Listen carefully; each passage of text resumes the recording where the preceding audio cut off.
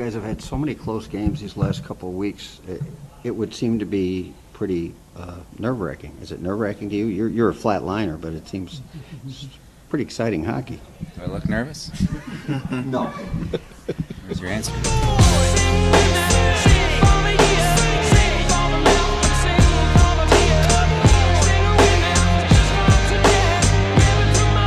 Alrighty, folks, welcome back to another edition of Live in 5.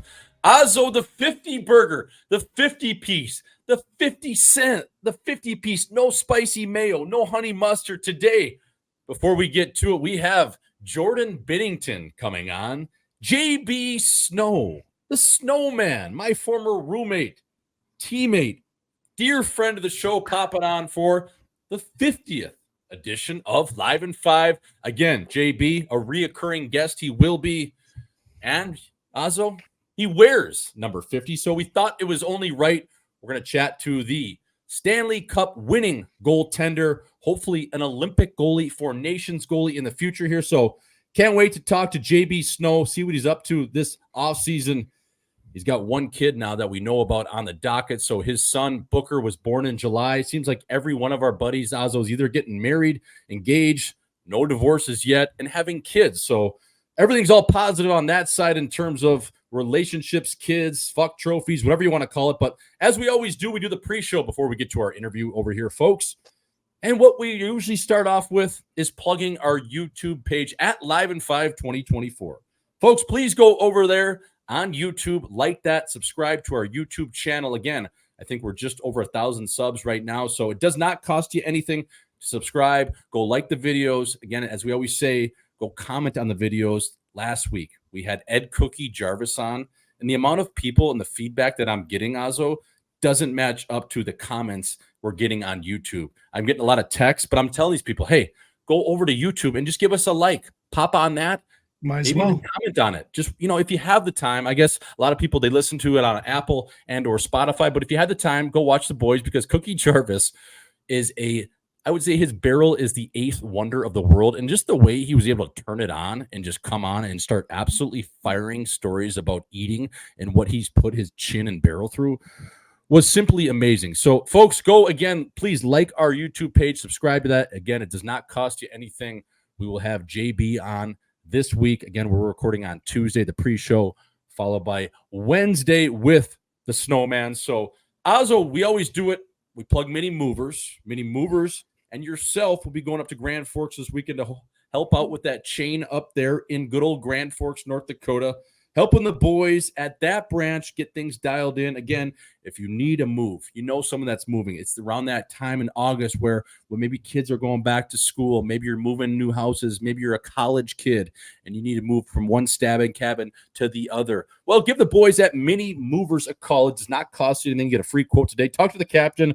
Go over to minimovers.com or Mini Movers on IG. I believe it is the Mini Movers. So go chirp them, get at them. Ozzo, we have a fresh new piece of clothing at Butter Golf. We just released the U.S. Open Vintage Tee, the Queen's Hardcourt Edition City Open shirt. It is confirmed grass-fed. It is confirmed farm to table. It is confirmed designed and produced by yours truly over here. Also, fella, I'm going to send you one of these, too, because you actually bought a T-shirt. Thank you. Ozzo is such a good dude. Not only is he the co-host of Live in 5 with your boy, but he is a paying customer. This guy even pays for his own shit over here at Butter Golf. You can see right now he's got the Butter Golf basketball tee, the Dream Team basketball jersey on, as well as the Fade Rate hat. So Ozzo bought a shirt, the City Open shirt. I'm going to send him one of these 2 phones, People's Insider Edition hats. While we got them too, these are limited edition. They are not out yet, but we're going to get Ozzo outfitted in one. So go over to butter.golf. Go over to @butter.golf on Insta. We just dropped the newest tee, the City Open. Again, the U.S. Open coming up here in the next couple of weeks. Before we get into some tennis talk, Ozzo, let's get to the weekend recap, man. What's up, baby? How you doing? Been a few days since we chatted. What are you up to? How was the weekend? What'd you get up to this weekend, fella? God, let me think. Actually, but no, yeah. Back to the Butter Golf. Yeah, I am a buying customer. I'm a You're paying a customer. paying customer. That's what I I'm love about you too, I'm a right? paying Like, customer. It's worth the price. I'm not out here looking for handouts. All right. I like nice stuff, and it's Butter Golf's got nice stuff, so I'm gonna buy it. But anyways, my weekend. Let's see here. Didn't did you do stay much. sober? Yeah, didn't do much Friday. Saturday, end of the night. It was actually kind of funny, Jordo. Went to Maynard's end of the night to Dewey dropped to a knee. Okay, so we were celebrating. Dewey did drop to a Kaepernick. Can we give him a moment of silence? All right, not too long. Yeah, Go that ahead. was good. That was good. But was okay. good. Yeah, so we went there to kind of celebrate. Kip wanted to celebrate with us. It was pretty funny, Jordo. We get there and we end up staying until like 11 o'clock when all the people our age now had left. And me and Dewey are sitting outside. We're standing outside or around the bar outside there. And we're looking around, and I think we're the oldest dudes in there. It was crazy. I was like, holy fuck, we got to get the fuck out of here, man. We are old as dirt out here right now. And it sucks to realize, like, you're sitting there and, like, you know as well as I do, in your head, you're like, I'm still 22 years old. Like, I'm not that old. But then you look around and you're like, God damn it, these kids look young nowadays. It sucked. But yeah, we had to get our asses out of there. It was not a fun exit. Like, it was like, No. fuck, like we're leaving. We're like, Jesus Christ. Like, hopefully no one saw us there. We look like losers. Also, doesn't it always remind you of the Wedding Crashers? I'm going to butt in here just quickly. The Wedding Crashers clip when they're sitting in Washington, D.C. after wedding season finishes up. It kind of concludes, and they're looking at that Lincoln Monument, and they're just passing a bottle of champagne. And Owen Wilson looks at Vince Vaughn at the time, and he goes, do you ever think we're being a little bit sleazy? That's not the right word, but do you ever think we're being just a little bit irresponsible? And Vince Vaughn looks at him and he goes, no, one day you're going to look back and say, we're just a couple young kids running around. And it just like pauses for like 7 seconds. And Owen Wilson looks back at him and he just goes, we're not that young. And there's another 7-second pause or whatever it is. He goes, hell of a season, pal. Hell of a season. And he passes him the champagne bottle. It's like, so we're 29, 31, whatever it is. And those guys are like 40 at the time. So, I mean, what do you think we're going to be saying when we finally get to 40? Are we going to, hopefully we're not in those fucking places, but knowing us, we're going to end up there every now and then. Every now and then, for sure. I don't think it'll ever end, but yeah, I think I'll find myself in that position a few more times at least. I just hope these young kids aren't looking at me like, look at this fucking creeper. I mean, obviously, you know, we were there with obviously Kip and my fiance, Gabby.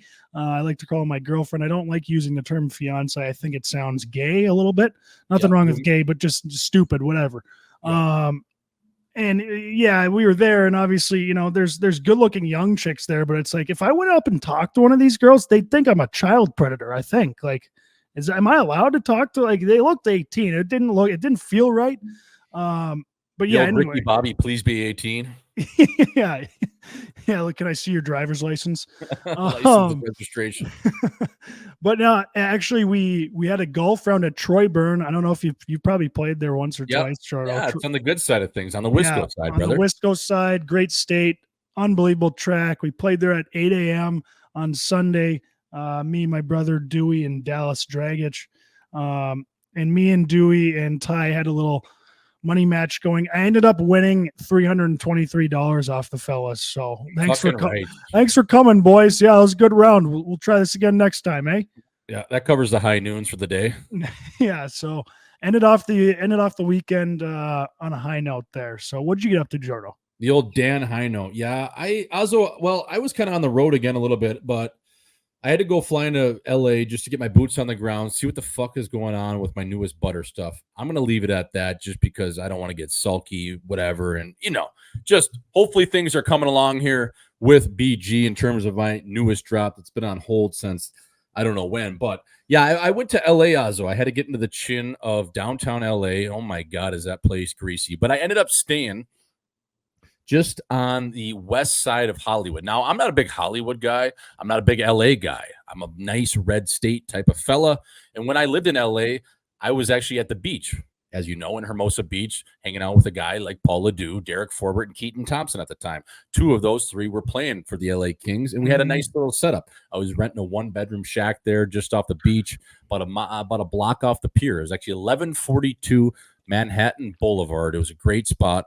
And anyways, that's usually where I like to stay if I'm going in to do business. Now, for whatever reason, this time, you can probably put it together what I'm about to tell you. I was staying in West Hollywood. I like to call Hollywood Wrenchwood just because that's again, like you said, it's a little bit gay. Now, is that a bad thing? No, it's just a little bit flamboyant. It's just not really my scene, Azo. So I went in there, in and out like a fiddler's elbow, like I always say. Went in there Thursday, Friday, got out Saturday morning.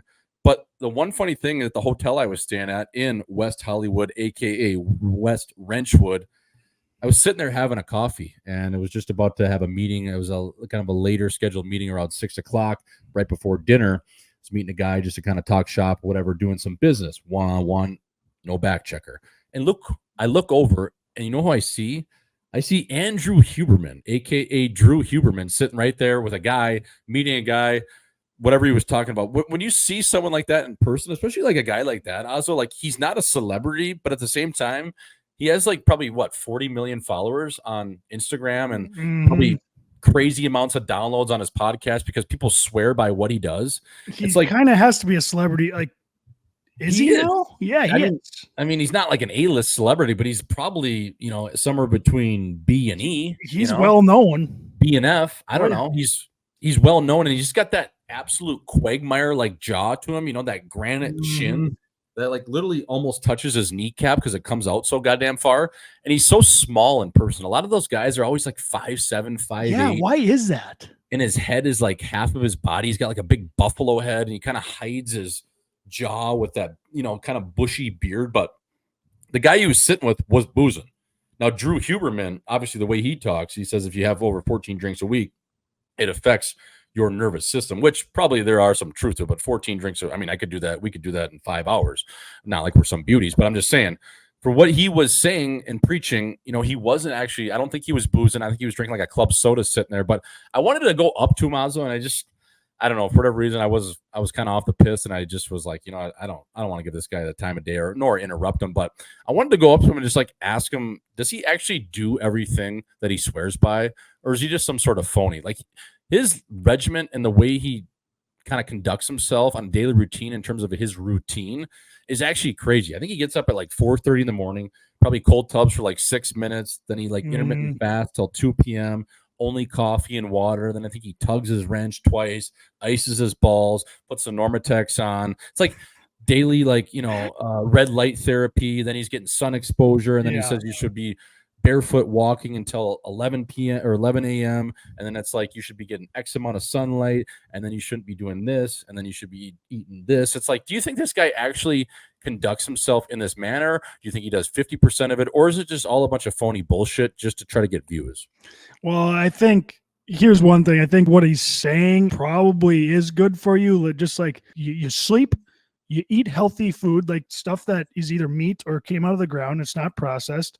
And you exercise a little bit, and you do that stuff, and you don't do drugs, and you don't smoke cigarettes, and you don't chew, you're probably going to be healthy. And it's the stuff that all these other people talk about, Jordo, like the red light therapy, the cold bath, the ice the nuts, like all this, that stuff has to be gimmicks. It has to be placebo effect. Like, oh, I think it works, so it works. I think that's half of it. Like, like when I was playing hockey, it's like a superstition. It's like, okay, I'm putting my right skate on first, and I'm tying it before I put my left skate on every time because I'm superstitious. And if I do my left skate on first, I feel like I'm going to play terrible. I feel like it's just that. Like, right. And like living, no, it's not going to hurt you. And like, if these guys, I don't buy any of it. Like, I see these guys on Instagram, like, posting like what I eat in a day. It's like, if you ate that in a day, you'd look like Arnold Schwarzenegger. You don't fucking eat that in a day. I know you're fucking leaving shit out or whatever. Like, they're all lying. I mean, it's obviously for views. I think he has to be a little bit genuine to have that many views. And I think he is a smart guy. I've listened to a few of his things, but I would be willing to bet $1 billion he does not follow that to a T. There's no fucking chance. Right. Like, he's only a goddamn human being. Like, if you can follow 80% of that, you're probably doing pretty well, and you're Real doing better good. than 120% of the general population. I mean, it's just so funny when you see a guy sitting there. Like, I had so many questions. I just wanted to go up to him and be like, do you actually ice your nuts after you tug your wrench, like just to produce more Yeah. testosterone, or do you do these certain things where it's like grounding and all this stuff? But a lot of the time, Ozzo, you're tailoring to people trying to gain edges that actually are holistically looking to gain an edge or just feel better about themselves. And more power to you. Why wouldn't you do things to make Yeah. yourself feel better and treat your body like a machine? I just think it's so funny when you get like the TikTokers or some guy that's like a club rat that will snow until like 4 a.m. and then say you follow like a Huberman, some sort of regiment for the next 3 days. And then you look at his Snapchat or his stories on Wednesday and he's back on the bag and he's back on the piss. It's like, man, like just because you want to tell yourself you do all these certain things a couple times a week doesn't mean like you're better than any of us, man. Just shut the fuck up. So I just always think that's like funny. And you know what? I do listen to Huberman in a sense of like when he has an interesting guest on or some of his topics I think are interesting, in terms of alcohol or smoking weed or psychedelics, different things that I find interesting. That his pods do get a little redundant and a little bit repetitive in terms of he kind of just talks in circles a little bit. But For sure. he must be doing something right, Drew, over there. And He's got to be. I think he actually, I don't know if he's like, because he's not married, and I think he actually wheels. Is the rumor the People's Insider kind of has? Well, of course, if he's out at a bar in Hollywood, like right, he's looking for some tail. Right, like he's sitting at the one hotel in Hollywood with another dude drinking a club soda. The other guy's got a couple of vodkas stacked up. It's like Drew's probably. He's one text away from probably just sending a message to some little Philly in Hollywood. Hey, I can get a room here tonight. I'll buy you a drink or a condo. Let's start with a drink. So yeah, it was funny seeing him there in the flesh because he's just like this little guy. He almost looks like a little war hero from like Lord of the Rings or something. Jordo, speaking about Huberman and doing all this healthy stuff, have you ever like realized when you are going through like a healthy phase where you're like trying to eat healthy, exercise, not to be disciplined, basically. Have you ever realized that your whole day is kind of centered around just trying to be healthy and you kind of lose focus on the other things? Like you become obsessed with it. You become obsessed with like feeling healthy, and then the rest of your life kind of gets wrecked because you're like just focused on like, oh, I just need to eat something healthy and like feel good. It's like, and then you don't do other things, and you're kind of miserable. You're kind of a prisoner to your thoughts at that point. Well, that's why all those like actually like all the people that I follow and people that are smarter than my chin, they always say it's like the 80-20 rule, also. Not that we're some like health freaks over here, dietitians, but like you have to almost go have that burger at In-N-Out just to kind of bring you back to normalcy, to kind of reset your week. That's why I always say like, fuck, like, yeah, it's good to be sober all the time, 100%, but sometimes you just got to get shit-faced on a Saturday, so it sets up your week so you're dialed in and it makes you want to work that much harder. We always used to say that in hockey. Go get shit-faced on a Saturday. Okay, now, fuck, I got to dial it in. Now we're feeling guilty. Now I'm guilty. I better work hard. Right, so if I don't have that little breath of fresh air, that little runway to do something, well, now I'm kind of just like trapped in this cycle of like I'm bored and I don't really have any motivation or any sense of like reward, or just you kind of get caught in that, just kind of being like miserable because you're a prisoner to what you're trying to follow, this perfectionist mindset.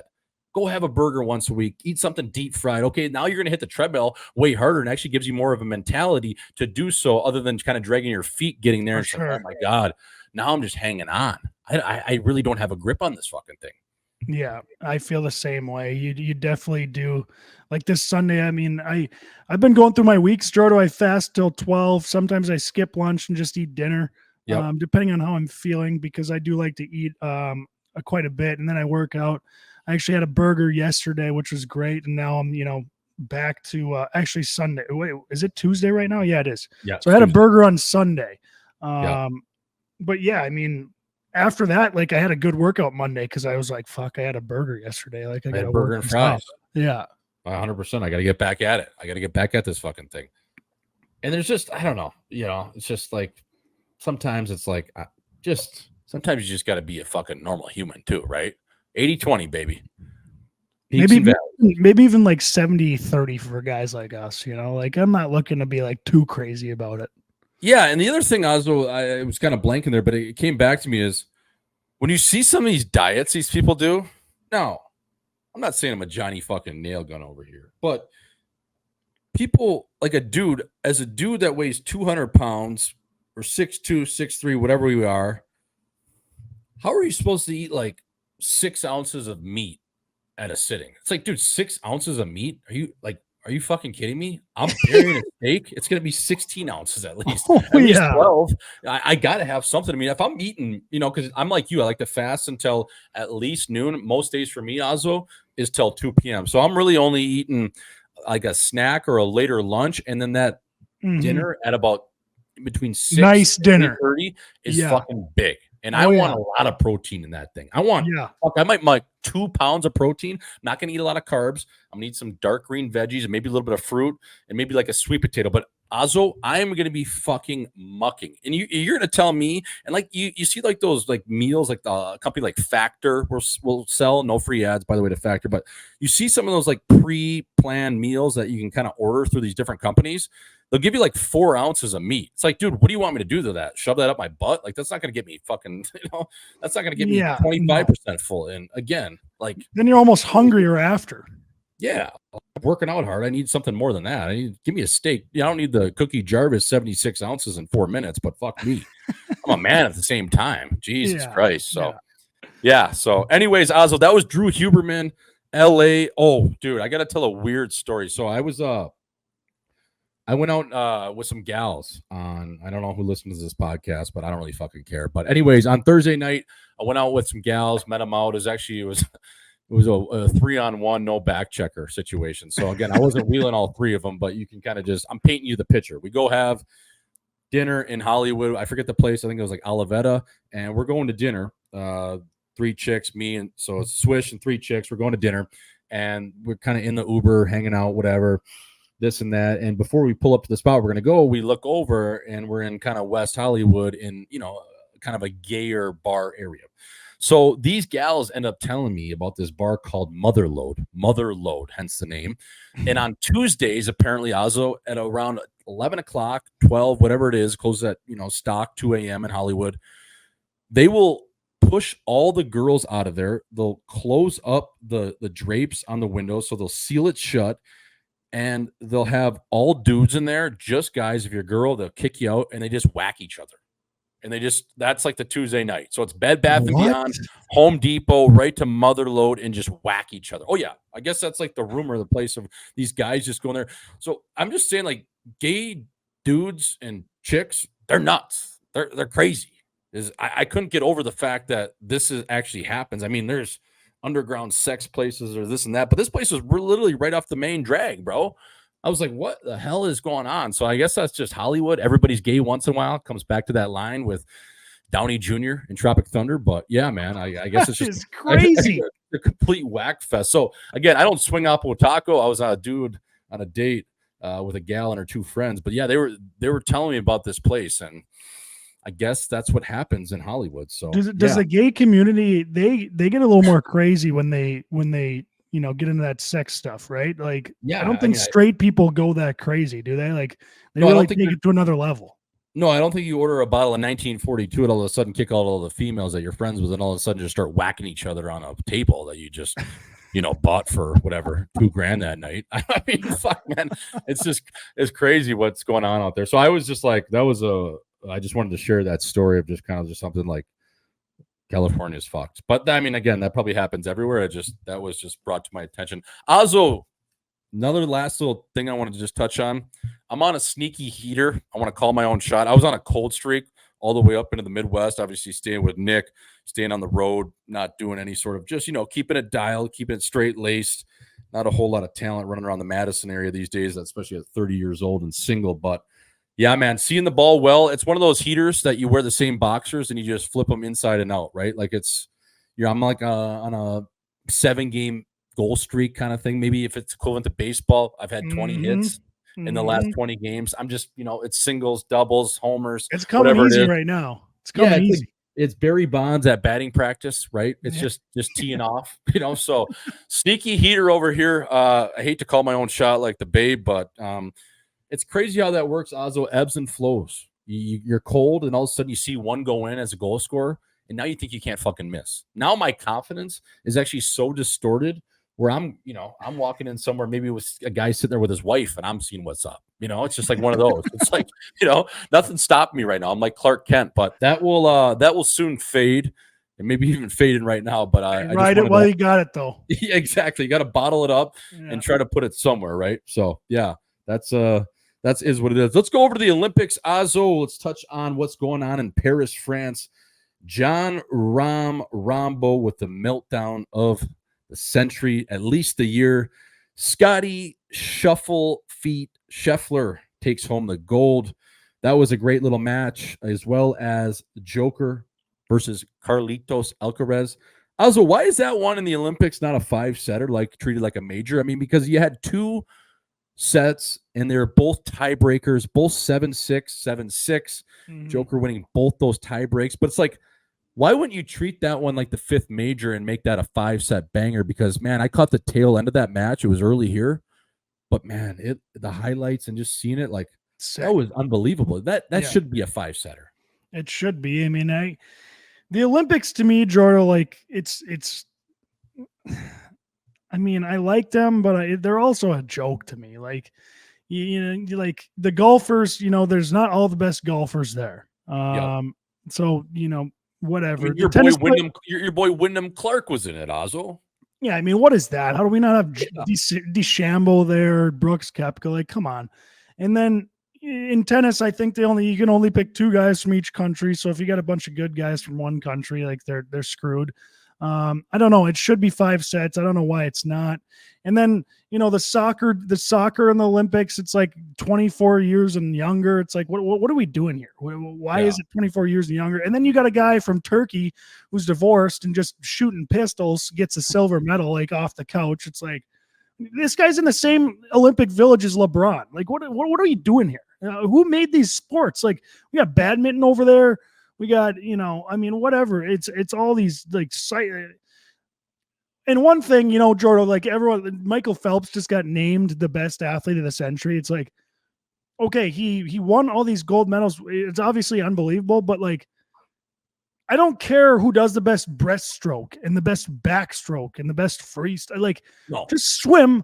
Whoever's the fastest at swimming 100 yards and 500 yards, like, is the best swimmer. Like, I don't care how you get there, just swim there fast. It's like, why are we giving out all these medals because you did the best breaststroke? It's like, well, I don't fucking care. Just swim as fast as you can. The funny thing is too, in the US, like, realistically, what number athlete is swimming, right? So the best athlete is going to play basketball, football, baseball, hockey. So is it like the 6th or is it even soccer ahead now of swimming? Yes. In terms of, and track and field's got to be above swimming. So like, what number athlete I'm trying to say is actually swimming? Because realistically, if you're looking at it from a bird's eye view, like, none of the best athletes in the world are swimming. Let's call it David Spade. And like, what do you describe an athlete, Jordo? It's like, okay, the best athlete there would be the best overall if I just dumped him into any sport at the Olympics. It's like,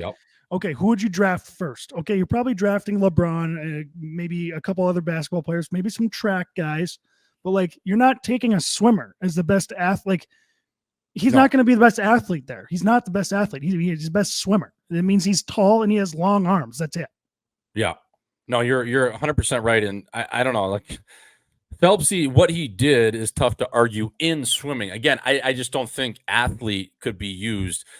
Now, is this a little bit of a stretch? I'm going to say Joey Chestnut should be in there, and they should add why not HotDog Eating competition. Why not? We got badminton. We got badminton in there. I mean, we got shooting. We got some of these. We got canoeing. We got people. We got rich white girls riding around on horses over fucking like little barriers, and then people are clapping. It's like, is that a sport? What are we doing here?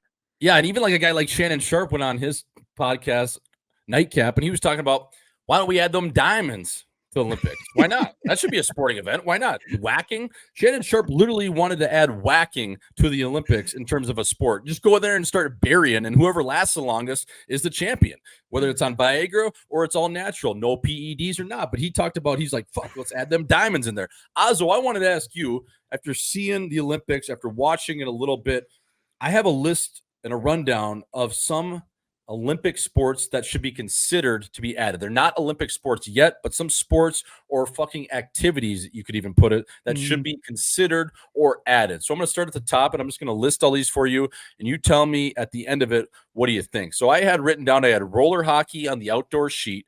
I had bowling in terms of, who was that bowler, that like Pete Weber or whatever? Yes, Pete Weber. What was his line again? He's like, I am who do you think you are? I am. Yeah, who do you think you are? I am. So I had that. I had darts. I had chess. I had hot dog eating or eating competition. I had fishing. Catch anything out there, fella, other than a buzz. I had frisbee golf. Roller derby would be so nails, skating around that thing. I had beach tennis, dodgeball, professional bull riding, baseball, surfing / wake surfing. I even had karaoke on there and go-karting. Like at this point, why don't we just add all these fucking things? That one event that I was watching, the biking around like the short track. That is stupid to me. Like what are we doing? Like what is that? What's that called? Short track biking? I saw one they're jumping on trampolines and just doing front flips. It's like, what? I mean, I think all of those things you mentioned should, I mean, especially bowling, that's got more fucking, that should be on there over half these sports they got over there. It's like, and darts is electric too. Yeah. Like you remember like watching the World Dart Series or whatever they call it? Like it's held in London or held in England. And they do like the World Dart competition. And those guys chucking triple 20s like it's their fucking job is unbelievable to watch. Like that's great TV. Chess would be hilarious too, Ozzo. Just watching some guy just absolutely take the other guy to the cleaners. Yeah. That would be great. Like two Asian guys facing off. And again, not being socially prejudiced or whatever, but just, I would probably think it would be two Asian guys facing off, like, just going toe to toe, chin on chin. I mean, half these things are just hobbies. They're all hobbies. Like beach tennis, you play that game in Hermosa Beach. Remember with us? That game's nasty. Oh yeah. How's that not a sport? You could play at the same court as that beach volleyball court right up against the Eiffel Tower. That would be electric. That's a great game. Dodgeball would be hilarious. Imagine White Goodman leading in the Purple Cobras. Like imagine that. Dodgeball would be electric. And you had a guy like Pete LaFleur on a team, Patches O'Houlihan. I mean, that would be hilarious. You could get unbelievable athletes doing that. That'd be like ex-baseball guys mixed with some softball chicks. Like you could even do co-ed games. Like that would be unbelievable. Dodgeball would be hilarious. You know how much chin music would be in that game? Guys just going for each other's heads. Oh, it'd be sick. And how about like bull riding too, Ozzo? Like that could be something, right? Oh yeah. I mean, seriously, Jordan, like, okay, table tennis. I watched table tennis, and we could train our whole lives, and we ain't beating those Chinese guys. I mean, they're fucking unbelievable. No. But you give me 2-3 years to train badminton, I'm in that Olympic Village playing on the U.S. team, I think. Yes. Or 100%. Like, and I was thinking about the Winter Games. I mean, nothing against these guys from the Duluth who won the gold or silver the last Winter Olympics, but give me a couple of years curling, I might find myself in that Olympic Village. Yes. Is bandy a sport in the Olympics, in the Winter Olympics? I'm not sure, but that could be an option. I mean, they have world championships for that. Get me on the ice tomorrow, and I'm an Olympian for that. So are you? Yeah. Like if you can skate and get a little bit in shape, and you have decent stick skills. I mean, you could play defense. Just go out there and fucking lay body. Who cares? For sure. Like Austin Zarnik coming across the middle when we were playing against Miami. Just the people's elbow. But like I don't know, Ozzo. Like you said. Badminton, some of these sports. How about that one sport in the Winter Olympics where you're cross-country skiing and then all of a sudden you just shoot a gun, then you get back on your skis? Like, what the hell is that called again? I could do that. Oh, yeah. It's hilarious. Ski, shoot a gun, get off, catch a fish. Like, what is this? Who's making this up? How stupid is the one track and field event where there's a pool of water? Why is there? So there's you jump over the hurdle into the pool. Why do I have to get my shoes and socks wet just for this event? Can't you just jump over the hurdle and just keep going? Like a fucking normal event? Yeah, I don't get it. They're just trying to make shit up at this point. They are. But bowling and darts, I think, would be unreal. And somehow, like eating. Major League Eating would be all time. What's that? Major League Eating would be all time in the Olympics. I think Major League Eating has to be in it because it's cultured enough at this point to get people to do it. You could pick one event, say it's hot dogs. It's simple. You get everyone in it. There's a men's and women's division, and you just go out there and you start chucking shit in your barrel, and it's game on. George Shea could announce it every year while he's still living. God bless his soul, the man, the founder. That would be unbelievable. I think hot dog eating would be a no-brainer. I'm just trying to think of any other ones. Oh, the one I wanted to mention to you, Ozzo, was baseball. How is baseball not in it? It's a culture. It's a world game. It's everyone plays it. I don't know. That's a good question. Do they not want to stop the season for 2 weeks? Will they do it in hockey? They have in the past. They do it for every other sport. Why not? Yeah, that would be cool. Yeah, so I don't know. And like at this point, let's throw everything in the blender. Let's throw everything in the Fruit Ninja. Karaoke, get it in there. Why not? Bags, Beersby, why not? Beer pong. Yeah, just start lining up the beer Olympics. How nails would that be? Oh man, that would be unreal. But yeah, that's just kind of our little The Germans are just piss pumping everyone in the beer Olympics. That would be so funny. The one cool event, though, was the photo finish in the 100-meter with Noah Lyles, 9.79. Obviously, Freddie Curley with 9.81 from the U.S. taking bronze, and then that Thompson from Jamaica, 9.79, but just wasn't able to edge out the chin of Noah Lyles. That was pretty sick. Did you see that picture? It was everywhere. That was close. I didn't even because that Jamaican guy Thompson, he had his head over first, but Noah Lyles' torso was over. You could tell. Yeah. So I guess that's how they do it. That was goddamn. That's sick. That race is the best track event. Yeah, I don't even know how you can tell, and I don't know if Lyles had a nuke job before that in terms of getting his titties over the line, but that was a hell of a little back bend there, a little extension. So to get himself and secure the gold. Ozzo, the medal count right now, talking here on Tuesday, just around 6 p.m. Central Standard. USA at 82 with 22 gold medals, 58 for China in the total, 22 golds, and France rounding out the top three with 48 and 13 golds. I mean, USA every year should be at the helm of that thing. It's just, best athletes in the world, best country in the world. So keep chugging along. They have by far the most athletes there. I think, the US has like 500 athletes there, and the next closest country has like 370 or something. Okay, so if we're even just playing a numbers game, let's get it done here. But we should get it done. Okay. Yeah, it's good to see. Ozzo, going over to the gridiron just quickly. I woke up last weekend, my chin on the pillow, actually sober, crazy enough.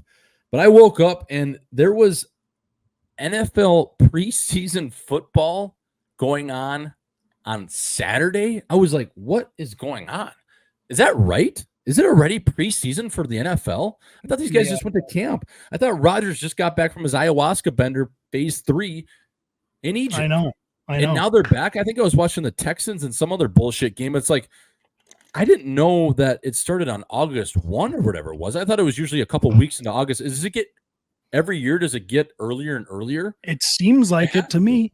Yeah, and I mean it's a love-hate thing with football for me, because it kind of means once you see that game, summer's basically over, but then you're also fucking jacked because football's back, and football season is fucking the best. 100%. And I wanted to ask you, Ozzo, who's on Hard Knocks this year? Oh man, I think New York Giants, maybe. Is it the G-Men? The New I York think it's the Giants? Yeah. Okay, so we're gonna get Tommy Cutlets, Danny Jones. I don't even know who else they have on that team anymore. They got, Brian DeBoll. I've seen, I thought I saw some of their like interviews with some of the players before the draft or something. Was that from Hard Knocks? I'm not sure. Because last year it was the Jets, wasn't it? Who was it last year? I'm looking right now. I actually haven't watched that show in a while. I used to love it. They used to, whatever team they'd have it on, like the Bears. Is it the Bears this year? It's the Bears, yeah. The Chicago Bears will be featured this year in Hard Knocks. Wow, okay. That's kind of sick. Caleb Williams, yeah. Okay, yeah. So episode 1, Thursday, August 8th, which would be the same day that this episode will come out. So, okay. Yeah, last year it was the New York Giants. Oh, so they did the offseason with the Giants, Ozzo. So you were half right. Now it's going to be the Bears for the regular season. Gotcha. That'll be, I mean, that show's sick. They always convince you. The NFL does a great job at convincing you like this shitty team has really good players and they're going to do really Yeah. well this season out of nowhere. And then you just have yourself believing like, holy fuck, this is the year they do it. And then they end up the season like 5-12 and you're like, they still suck. Yeah, we were walking out of Wrigley Field like 3 weeks ago, and some drunk asshole right near the bullpen was asking. She's like, he came running up to. He's like, over under on the Bears wins this season. I'm like, 6. Goes up to my dad. Over under on the Bears. My dad says 8. Over under on the Bears, says my sister. She goes 3. And then he asked my brother, and he asked Nick, and he's like, I don't know if they win 2, fella. And the guy was so choked. Remember when Bears fans were like, fucking Justin Fields is going to win MVP this year. He's the guy. Sucks. Oh my God. Yeah. So we'll see on that front. I mean, the boys in Green Bay, I know you're not the biggest fans of my boys up there in Titletown, but they're always just going to be the older brother, the better looking, going to beat them, whack them around. Just it's a tale as old as time. It's hilarious. So until the Bears actually bring back some of that magic from the 86 team when it was Mike Ditka and the boys, I still look at them as just a redheaded stepchild in terms of the Green Bay Packers and even the Minnesota Vikings who haven't won a Super Bowl. But Azo, let's go over to one hitters with the captain. My first question for you, who do you think is leading the Olympic Village in wax? So type of athlete and sport, not necessarily a name, but a type of athlete and sport. Now, I don't know if the USA boys, in terms of the basketball squad, is staying in the Olympic Village. Usually they have them up at a 5 diamond kind of with security. But if you're looking, you could even include them in there. But if you're just looking and thinking, like, who's leading that village in wax? Because, I mean, you get into the village and they hand out condoms. They hand out probably some Plan B. Oh, it's well known. It's well known they're whacking. I mean, they're just going to town in there. Right.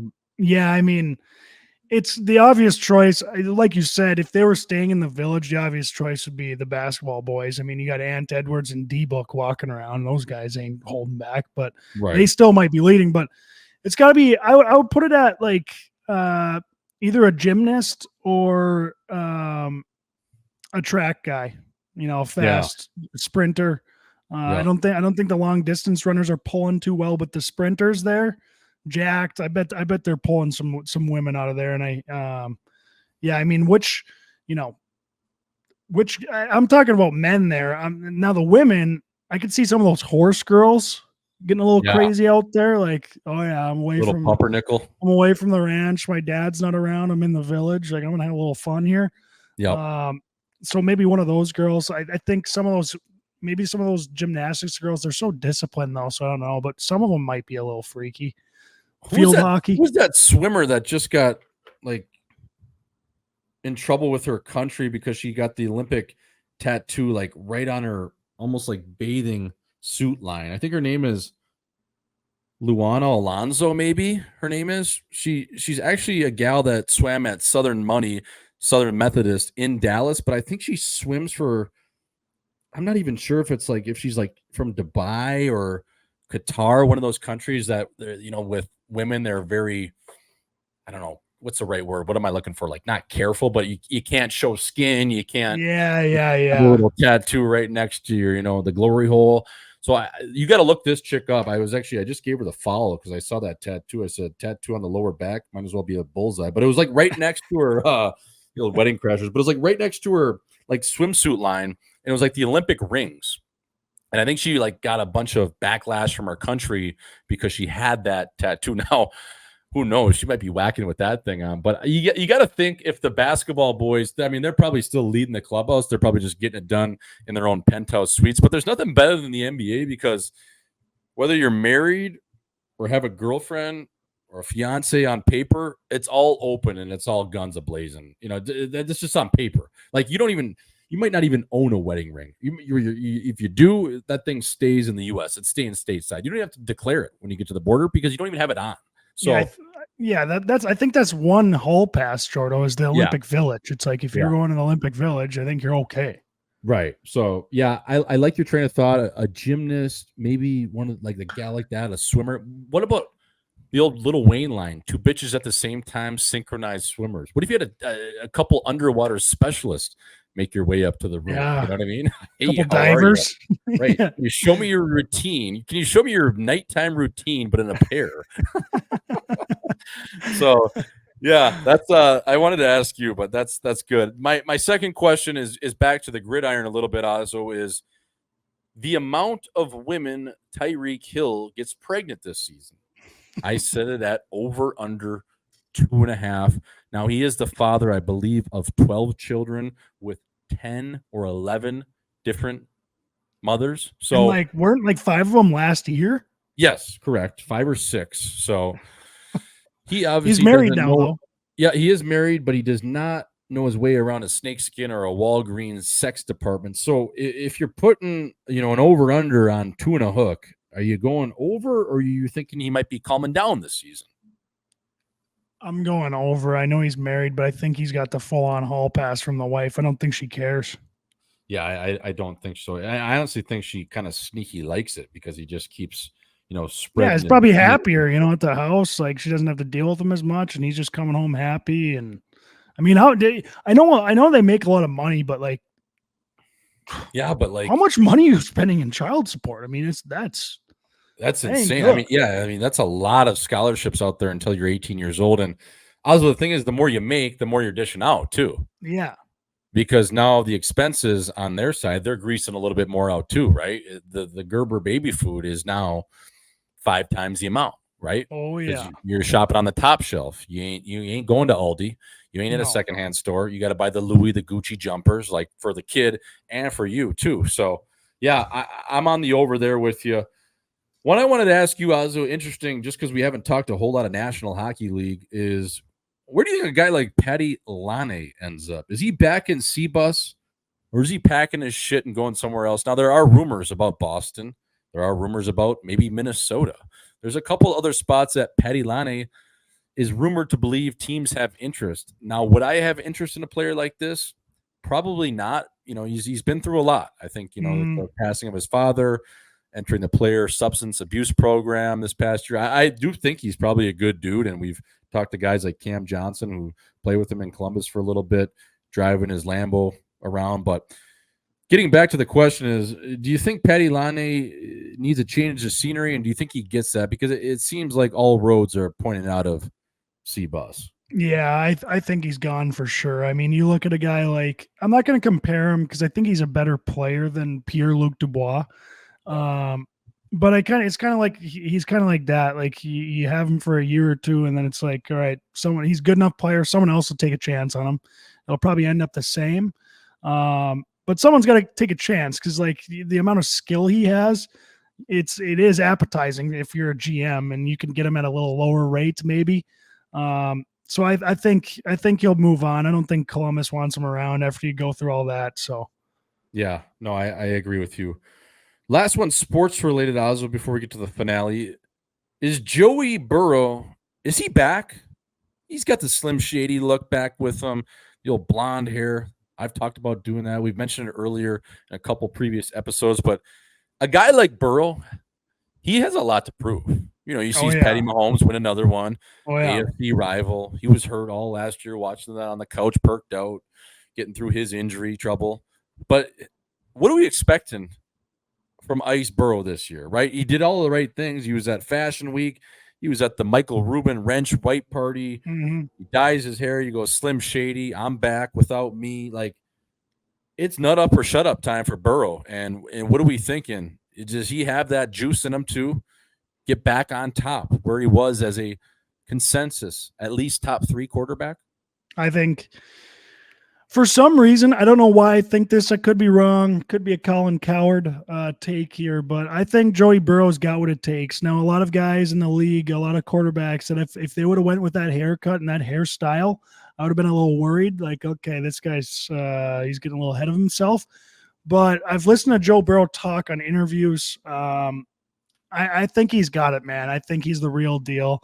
He's going to be around for a long time. I think he takes it seriously. He loves football. I don't think he got anything to worry about with that guy. I think he's going to be right back to where he was before the injury. And yeah, I wouldn't want to play Cincinnati this year with Joe Burrow healthy. I agree. I think you're saying all the right things, and I want to be a believer of Joey Ice just because he's got that dog in him, man. You know, he Yeah, had to I go love through a the little guy. bit at Ohio State. Obviously, rose to the occasion at LSU, and look what he's doing now. Azo, last question. I thought there was a kind of a funnier one for you. Rank the Kardashians / Jenners from hottest to least. Yes, we are going to throw Caitlyn into the mix. All right. I got I'm gonna go Kim. Kim at Kim number won? one. Okay. Kim won. I like Kim. I always have. Kim 1, Kylie 2, Kendall 3, Courtney 4, Chloe 5, Caitlin 6. And then actually I'll put Caitlin at 7 and put what's her name? The mom at 6. Yeah, what's the mom's name again? Chris yeah, Jenner. Chris. Yeah, Okay, put so Chris. Caitlyn, god damn it, baby. Nothing You know against what? Caitlin. Nothing Yeah, against nothing her. against Caitlyn. You know, I mean, you're in the top 7, right? Yeah, I mean that's a good list. Top 10. You made the family tree as a girl. I think that counts for something. We included you. Yeah, no, I think I agree with that. Kim, yeah, just something about ever since her sex tape with Ray J, that fat ass. You know what, Kim, keep doing her thing. Like a fine wine you are, baby. Azo, I want to just mention to the people, episode number 52, which is in 2 weeks, will be the Live in 5 awards. So we will be featuring just awards we come up with over here. They're not going to be your normal sports awards. We'll have a few of them. I don't know if we'll do Athlete of the Year. Obviously, one award we will include is Chin of the Year. We did give that out earlier this year after the end of the hockey season, but I think we're going to open that one up to just a wide spread of all sports in terms of Chin of the Year.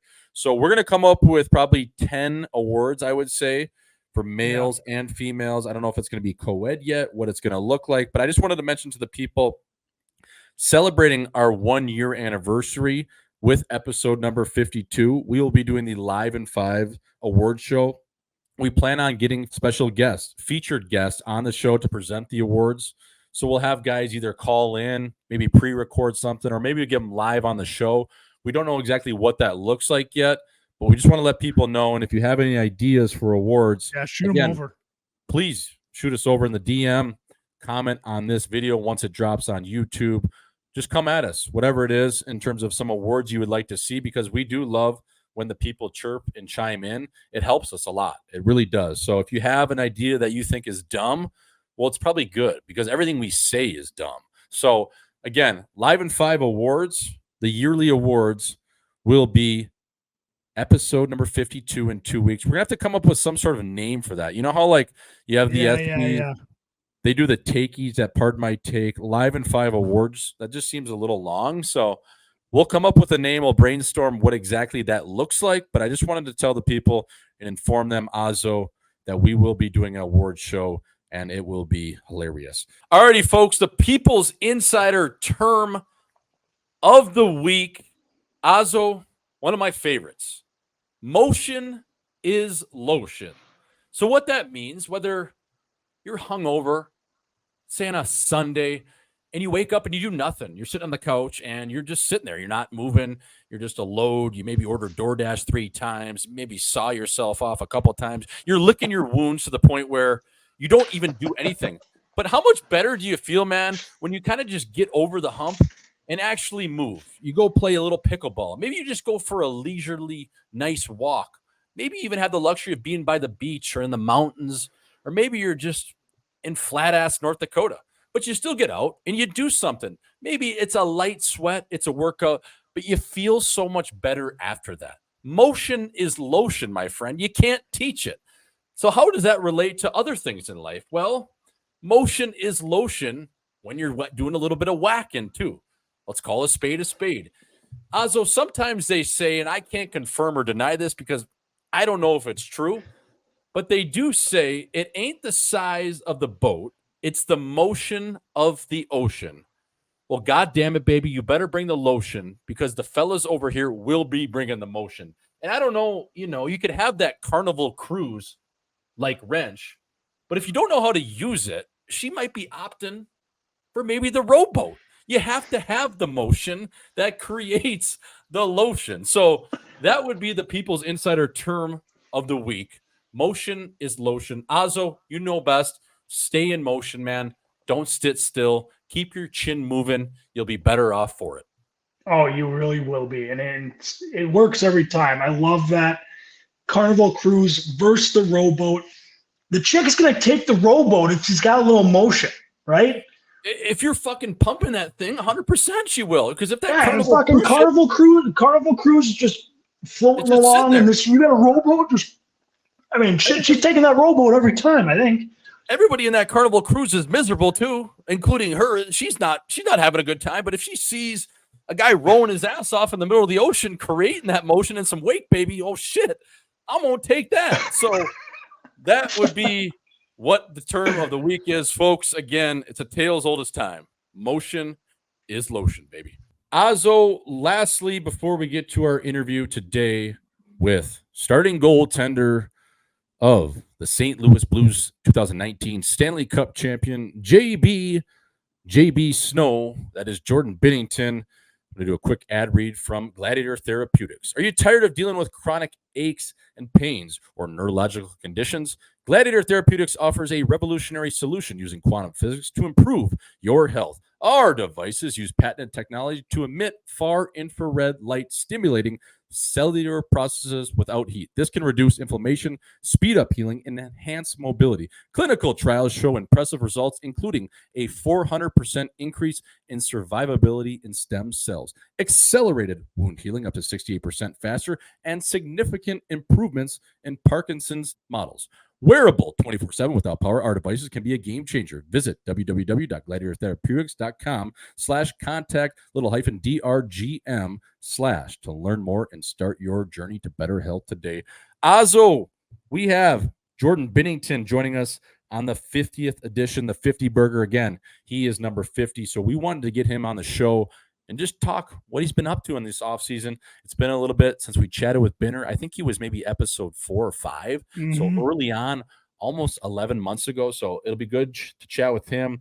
The people, I'm sure they'll love it. He is the snowman. He is the best. So always tape to tape with you, brother, over here at Live in 5. That was episode number 50 across your goddamn chin, Cap. Always a pleasure, my friend. His name is Binner. In the kitchen, he can cook up a surf and turf dinner, grinded through the jungle to a Stanley Cup winner. He has a buddy that spends it like he's on an 8x8 when he's really on that ELC cheese. Shout out Flinner. JB, stay hot, fella. Don't let that body simmer, because what he might lack on the tennis court as a glorified beginner, he's coming for that Olympic starting job like a goddamn sinner. Is this takeout, dine-in? No, this man delivers. So grab a beer, catch a seat, and burn down a pinner. Welcome back to the Live in 5 pod. What's good, Binner? What's shaking, baby? 93-1. 93-1, cooking it up over here, baby. I was in the lab yesterday. I was like, you know what? I already gave you the Chicago Bulls, Benny. And I was like, you know what? I got to spit some bars at you, fam. What's good, baby? That was great.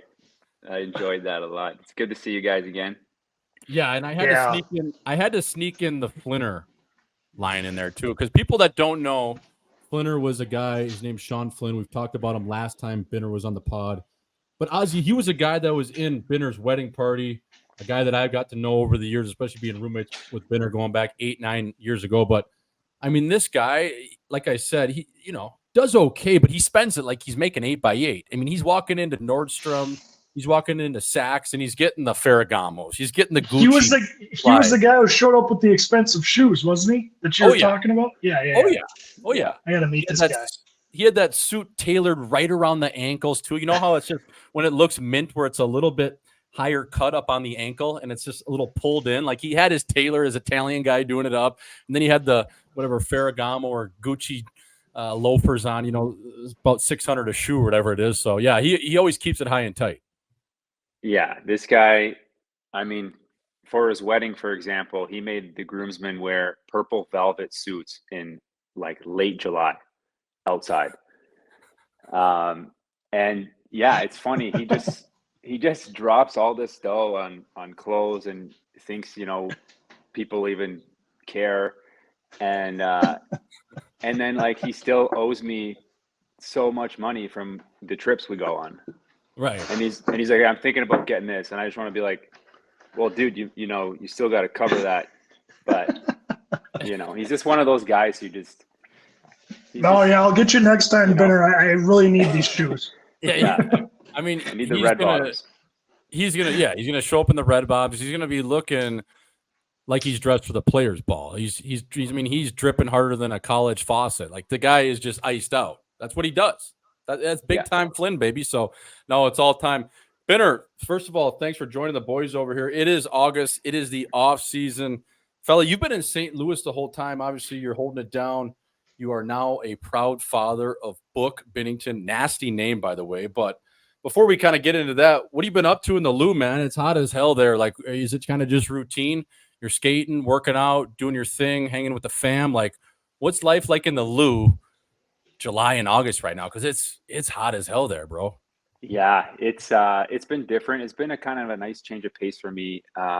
Usually I'm in Toronto and it's just busy, a lot of driving, and I've kind of done that for a while. So it was kind of at this point, with the baby coming, we were doing the nesting beforehand, and so couldn't really do much anyways. I went over to World Championships there. So then we got back to St. Louis June 2nd, and honestly, it's been really nice. Like, I've enjoyed living here. The people are great. Obviously, only 2 or 3 teammates in town, so we hang out with the neighbors or just some friends in town. But a lot of time at home, a lot of free time, which I've been filling the schedule up with some new hobbies with tennis and some boxing and a little Tai Chi on Sunday mornings.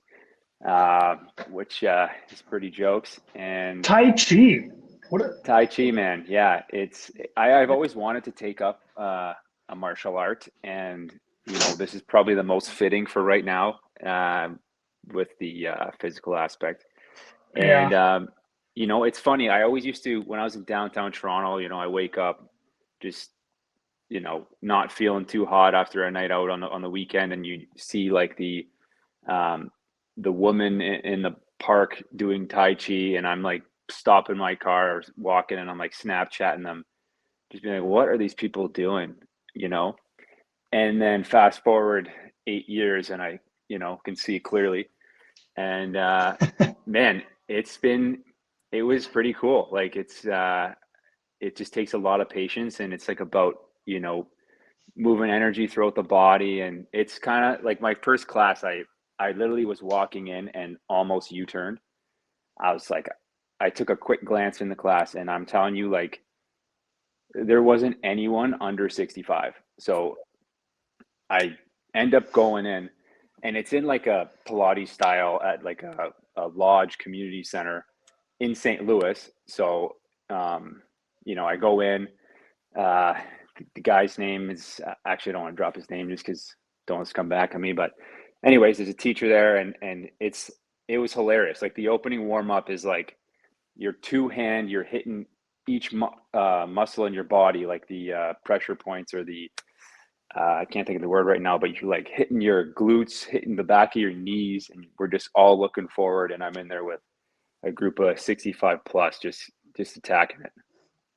So what is Tai Chi? I mean, it sounds like a rub and tug, but what is it? What are you doing? Are you transferring energy? Are you awakening little joints in your in muscles, or like, what exactly is it?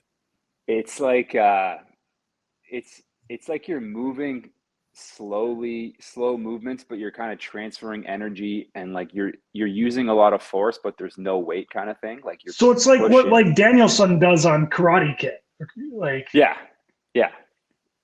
Okay, yeah, like moving back and forth.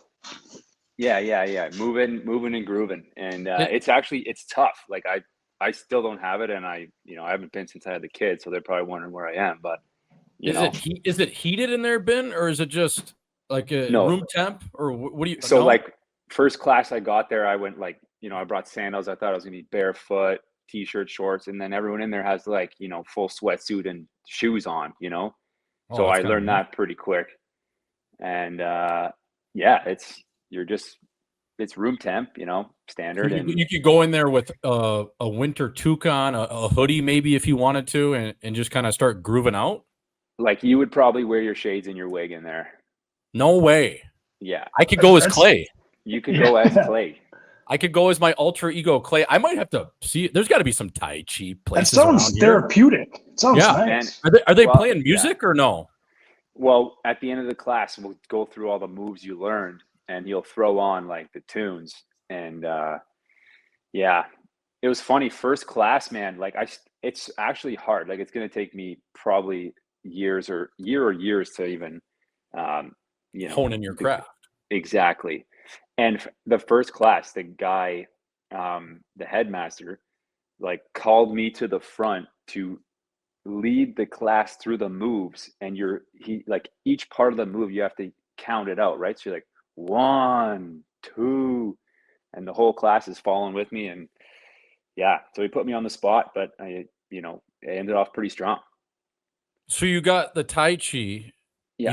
You got the heavy bag. Now let's get into the boxing, because you've always been, as long as I've known you, a big shadow box guy, whether you're gearing up for a big game or a night out, or maybe you just need to look yourself and your chin in the mirror and say, JB, you got to be better than a little combo platter. How are you?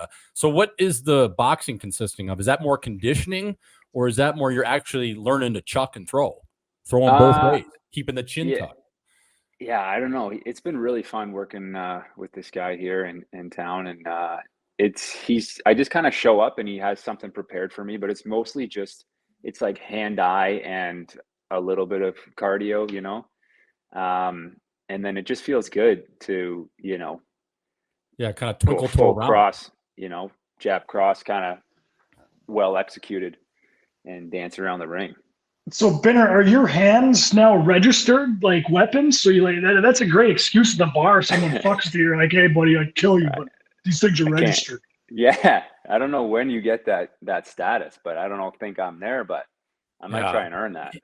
You're not declaring them at the border yet. You know what I mean? No. Are you bringing anything in? No. I mean, my set, you know, No. you know, I got a couple here, but Ben Daddy, I wanted to ask you, like, so you're doing all this, but don't you think you mentioned tennis, and I've been getting into tennis a lot lately, especially this summer, just playing with guys around here, national leaguers, even Bobby Gucci, some guys that like to play and snap it around. But man, I think that tennis and hockey are so correlated with just not only the conditioning side of things, the footwork, but also just like the hand eye. I mean, I think it's like really puts you in another level, or another, just gives you another avenue to really up your game, because the hand eye in tennis, and especially with the footwork, I just think it's like it's similar to just making a play out of nothing on the ice. And I don't know if it really relates to goaltending that way, but you know, as I've been on the sheet a little bit, it just seems like my spatial awareness is so much more there, and you feel more connected to your body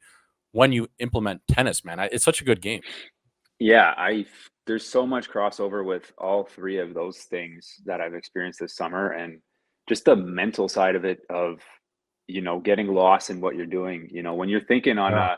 a forehand or a backhand on the court, it's like that's where you know, you're hitting it deep, or you're not hitting it clean. But when you're kind of in that empty space flow state, it's a little smoother. So yeah, I would say especially hand-eye footwork and just being athletic overall. It's something that I've wanted to incorporate for a number of years, but it's just like I said at the beginning, it's just a little too. It's just busy back home, you know. And here I've had Yeah. the time, so it's been really cool in that regards of yeah, experience there. Do you have any guys that you can get out there with, like Sunquist or Sauter in town? Like, can you pull Drunkquist out there and play a match, or is it just, are you working with a coach or just locals at a country club? Like, who are you playing with out there? You know? I've had a few lessons. I found another guy in town that actually works with the wives, so I'm kind of got him from Christine. But so I do a couple lessons with him, and he's good, man. He's intense. He understands, like, you know, we're competitive, and then I've played Pareko two times, like full, you know, 3-set matches, and yeah, he's dusted me both times. So Really? But Big boy. he's just playing straight D. So I just tell him, I'm getting better out here. I'm taking steps forward. You're just touching it back over the net. So It's like That's you're the way playing. it works. It sucks when Yeah. you play a guy like that. It feels like you're just playing like the wall, you know? Like, Yeah. you're just like, come on, like try to hit a forehand winner here. Why are you just volleying? Yeah, like try to paint one, buddy. Yeah. Yeah. But I'm just saying that because pissed off I'm losing. But, I got to just keep training and keep attacking him, and then I'll get there. Does the big boy have a good serve? Because he's so goddamn lengthy. Can he get that thing cooking? When he lets it fly, he definitely, it's legit. Yeah, it's legit. Yeah. It's coming in hot. Yeah. Yeah. There's nothing sicker though than tennis swag. I find myself at the All About Tennis store just down the street, probably like 3 times a week, just fucking with these kids. Like if I'm buying a new bag or if I want to, rent a new racket, I'm going in there. I'm like, fella, you got to fucking string this thing better, because right now I might take it over to the Guitar Center and get some oxtail in here because I need it screwed on a little bit better. The way you're stringing this thing ain't getting it done. And they look at me like, what are you talking about? I'm like, well, I need a little tighter at the top, a little looser in the middle, and down low, keep it even keel because I need to be able to saw it off on my backhand. I like to hit an unorthodox shot, Binner. I hit like a cut drop shot on my forehand. So I'll at kind of like line up like I'm gonna hit it like a heavy topspin, probably across my body, and at the last second I'll just let my wrist kind of go limp and turn it inside and hit like a cut shot. It's very unique. So I think that's probably my best shot in my bag is the forehand cut. You don't see it a lot. No, the forehand cut is rare. I know the backhand cut, but yeah, I liked your in that Camelback Open, like your serve. You kind of go up for a layup when you're doing your serve. Dude, I was so bad in that video too. Like where my game is now you have like a 2-step and then chuck it over. That was like 4 months ago when I was getting into it. I was like, I was watching the game film back. I was like, Jesus. That's why tennis is fun though, because you can actually like feel and notice how much better you're getting like each day. Yeah.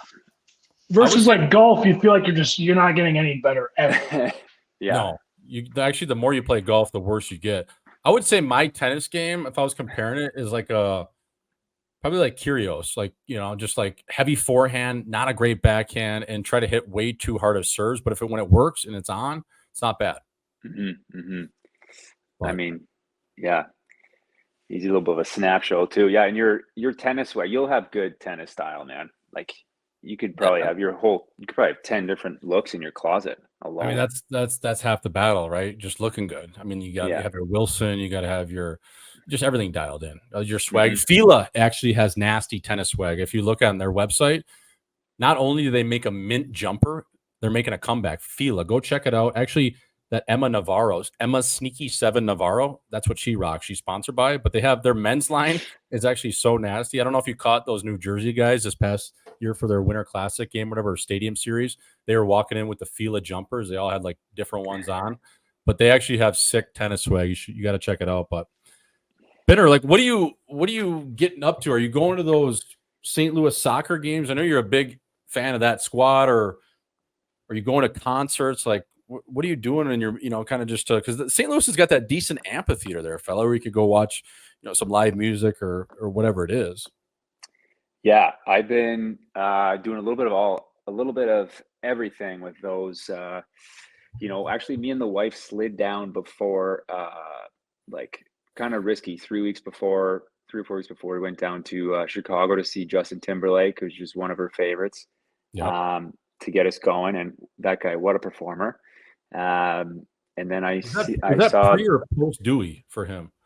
That was literally the same week, so it was his first show back. So I was like, "You gotta go." Keep trucking. Yeah, you gotta.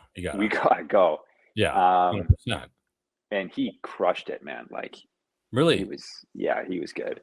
I mean, that guy's a stud, man. He's a fucking rock star. Just all around. Did he do "Sexy Back"? Yeah. Oh yeah. Oh my chin music, man. Yeah. Just like the whole ordeal, the band, the way he was, can he still singing. Can he still dance? Oh yeah. Yeah, like the hips are still moving. Yeah, he was good. And then ended up seeing the Chili Peppers last weekend, which is like a must if you're ever in town with the Chili Peppers, in my mind. For sure. Just they're all time. And then I'm actually going to a Finger 11 / Creed concert on Friday. Oh my God. Yeah. Dude, Um, I might have to fly in just for hire. dude, So Oh good. my One God. last breath. Oh my I God. know, I know. Can you take me higher? That song, when that song comes on at a wedding or just you're with the fellas on a golf trip or something, oh my God, it's all time. Yeah. That song's unbelievable. Were the Yeah. Peppers? I was talking to you before you went to that Red Hot Chili Peppers concert with Anthony Kiedis because he still rocks the fucking stage.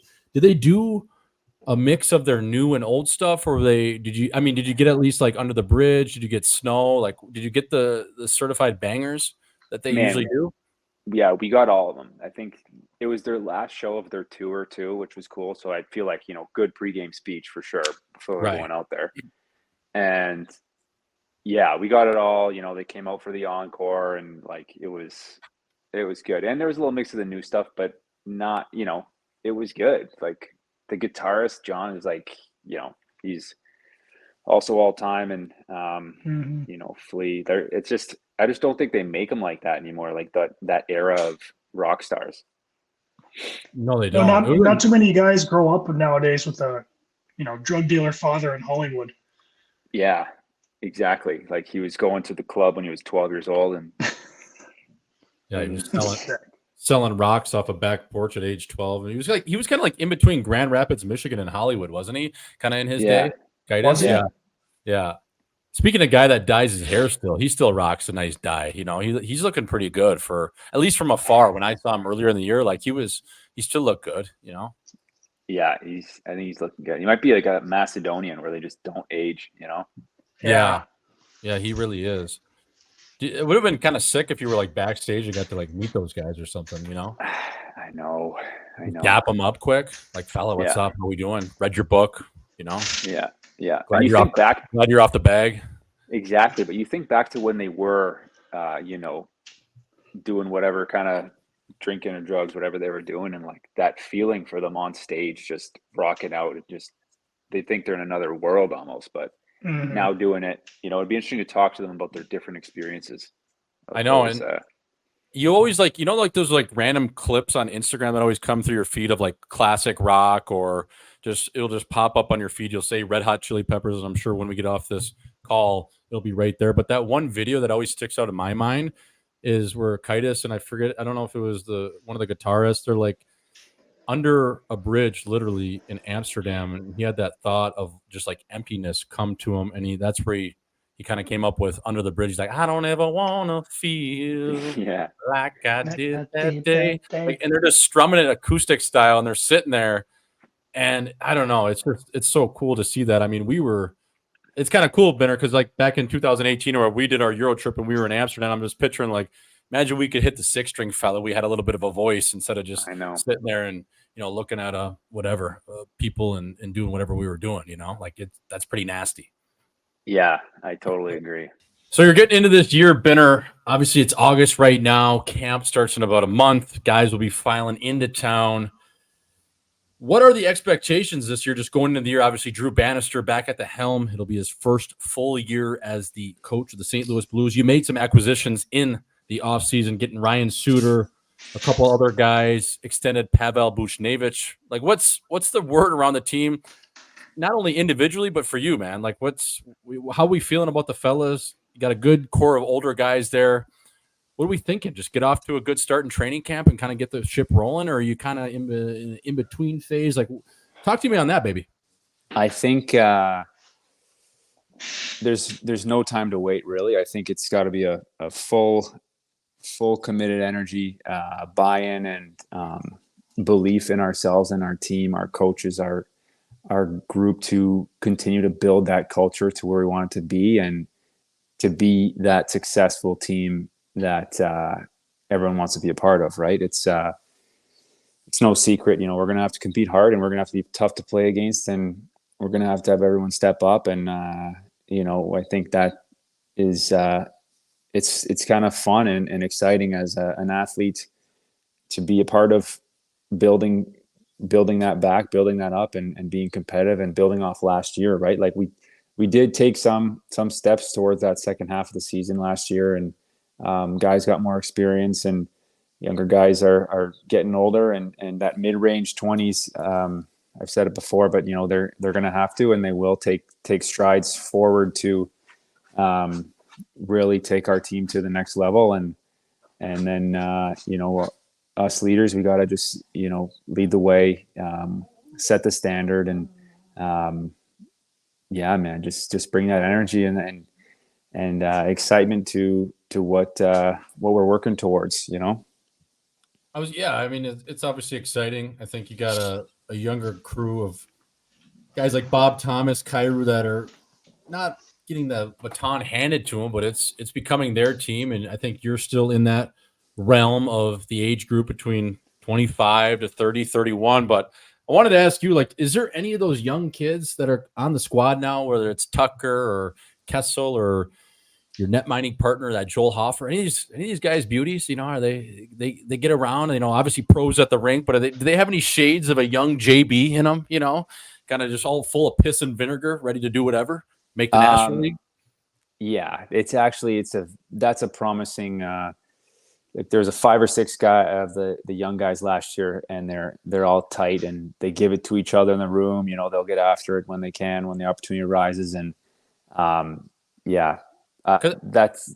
they can get it for sure. I just think it's a big thing to have that in a locker room in terms of you had it, Binner. It took you longer than you probably thought to get there, but you always had that fuck you in you. It's just like that inner bite. And yeah, we're going to get it done on the ice, but off the ice, I'm going to be a pro. And sometimes I might let a little loose, but I'm just saying that F you and that mentality you bring every day to the ice is so important. It starts at the top with a guy like you and the older guys, but it's important for the younger guys to understand that, like, man, you got to bring that and you got to have that swagger, right? Like, you're coming to the rink, fella, like, think you're the best player in the world, because it really does bleed into other guys. Yeah. I think you're right with that. And I think Shenner did a good job, and the group's done a good job with, making guys feel welcomed and able to be free and be themselves and have that swagger.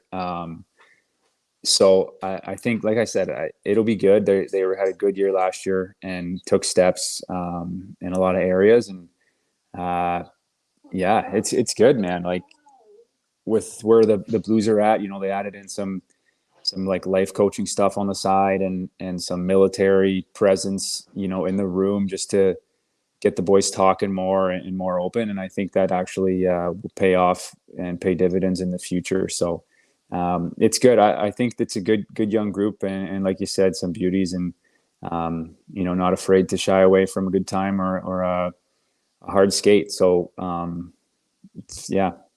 How's Steve Ott doing, that beauty? Steve the Pirate. How's he doing, man? He's such a beauty.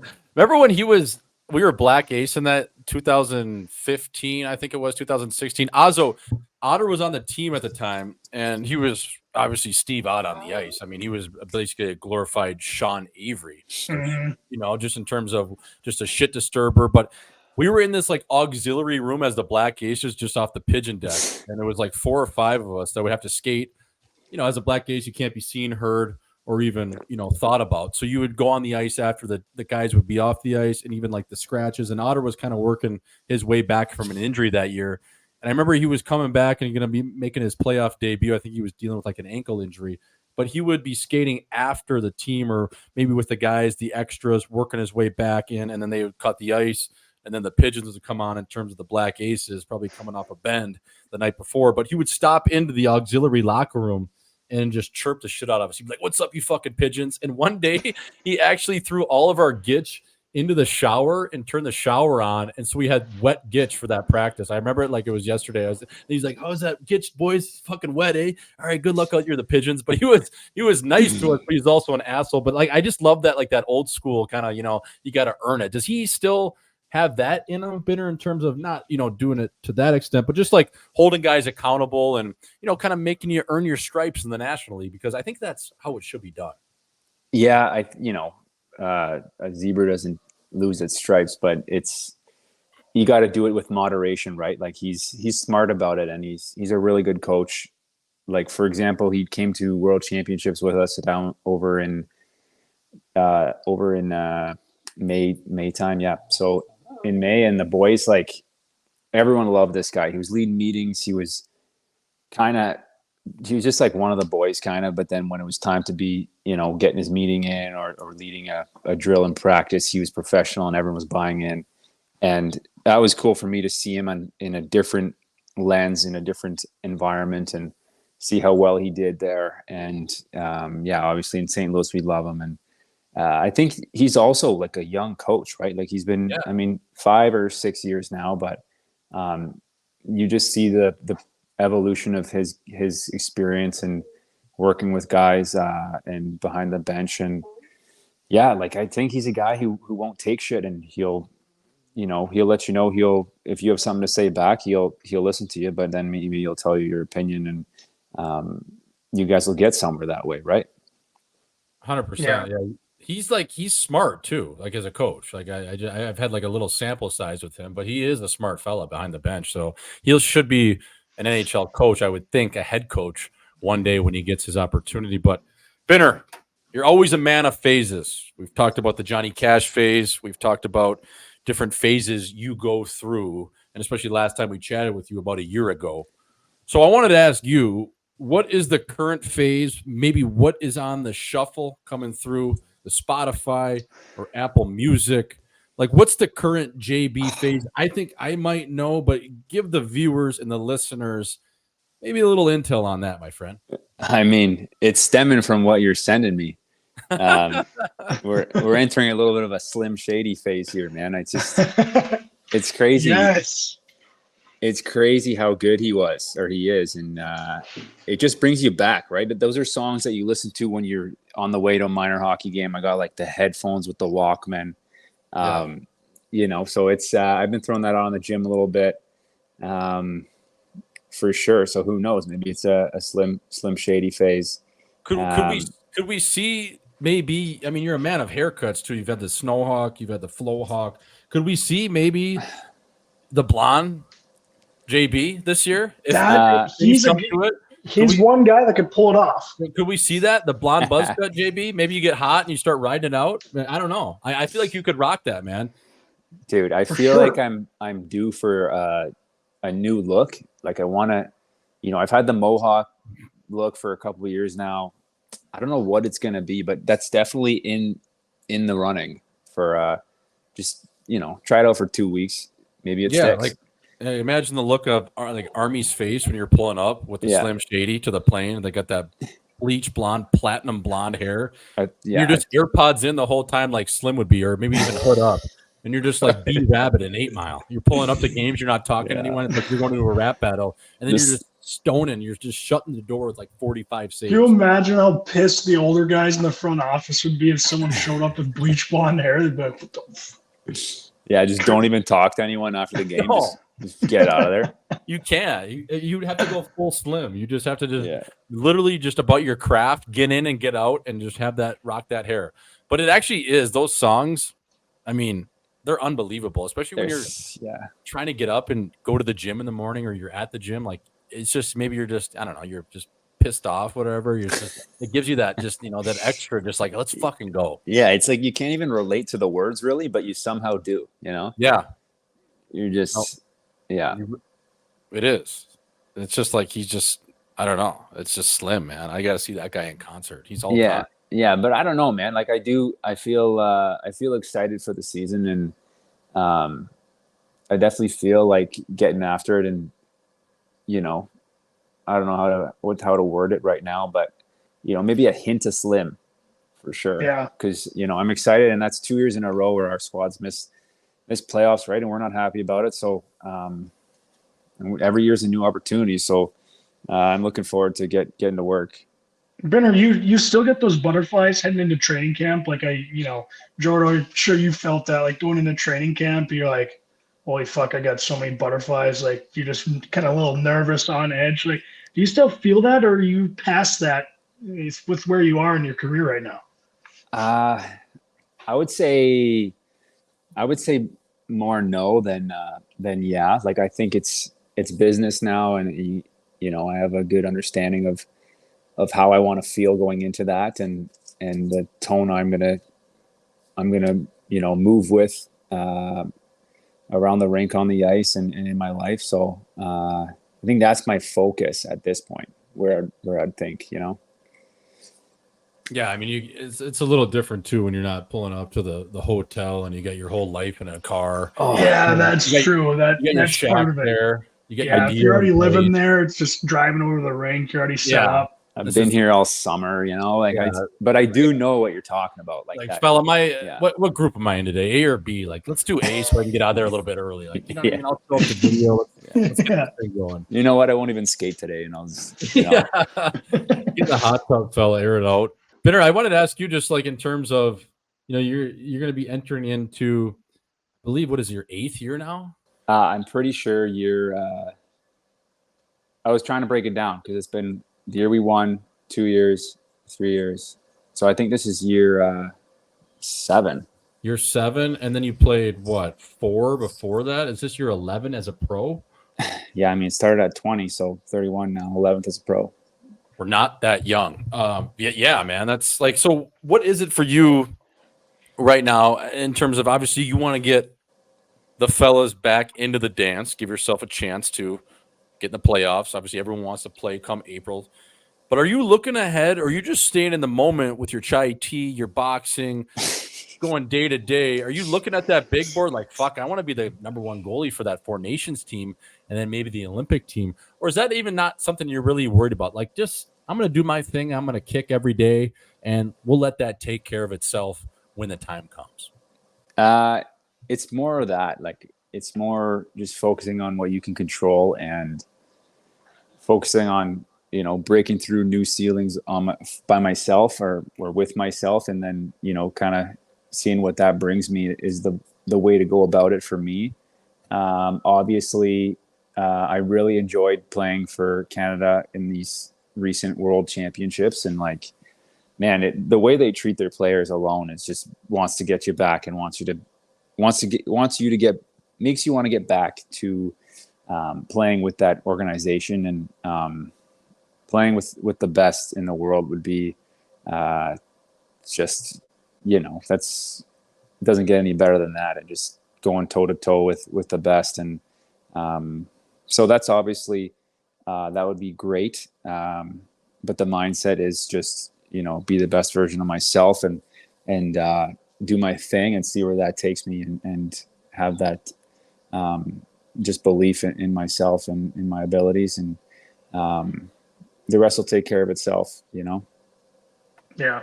It always does, baby. It always does. It always works out. It always works out. Always trust your own chin. That's what they say. Moving along though, Ben, like, are you, the next month, is it kind of just holding it down with D Book, Chris, hanging out with the fam? Are you gonna be able to maybe sneak away for one last reset or go up to Toronto to work with a goalie coach, maybe do, go see some family or friends up there? Or is it just pretty much status quo in Missouri, in the Midwest? Our people, me and Ozzy's people in the Midwest. What's it like coming up here, man? Yeah, so we got 6-ish weeks till camp, and my wife and I are just waiting on a little man's passport, and we're gonna hopefully go back to Toronto for a couple weeks and get some skating training in there with my guy Matt Nickel and Jim, and yeah, it'll be nice, I think, just to get away one more time before getting to work here, and then before we know it, we'll be back with the boys here and just getting to work and building something great, something special, hopefully, and we'll definitely enjoy our time while we're doing it. Have you been to that Sugo yet in Toronto? My favorite spot. You've been there, right? Long time ago. You got to try to touch it when you're there. It's so good. Yeah, you're right. I didn't even do it last year, and you told me to. It's just like a little what's that area in the city? It's like the Danforth or something like that. It's like a little north of the city. Yorkville. It's not quite Yorkville. It's like in between that and. It's close, but it's a good spot. You got to go there. Maybe Young and Edmonton or something. Yeah, it's something like that. Yeah. We'll be touching some of our favorite spots there and seeing some friends and family and yeah, man. I like it. Ozzo, do you have anything else for JB Smooth? I got nothing, man. It's always good seeing Binner, though. Yeah, one of my favorites, and yeah, man, great to see you. Good to see you're doing well. Best of luck this year, brother. Yeah, I appreciate it. And let me know if we're ever in the same city or something and you want to, we'll sort something out. But it'd be great to see you. For sure. Okay, guys. Yeah. Well, thanks for having me and great talking to you and enjoy listening to the show. That Cookie Jarvis, man. He's all the time. And Oh JB, you gosh. got before you go, you got a big match, a golf match on Friday, don't you? You got to get your screws dialed in here, fella. I know, man. I can't even talk about it until after, but yeah, I'm focus starts now for that, man. I put a light day on the schedule tomorrow just to prepare for the Friday morning match. Right. Well, bring your checkbook too, because you never know, you might be getting whacked. So it's one of those where you don't even want to put it on the Venmo. You just put it. Maybe you got an account that Chris doesn't know about. You just because you might be writing a big check after that match. So you'll have to let us know how that goes. All right. Yeah. All right, That'll brother. be good. I Okay. appreciate you coming on. Obviously, this was the 50th episode of Live in 5. We had to have JB Smooth come on, number 50. So, folks, that was reoccurring guest Jordan Binnington. Fella, as always, good to see your chin. Talk to you. Entertainment is changing, intertwining with gangsters. In the land of the killers, a sinner's mind is a sanctum. Holy or unholy,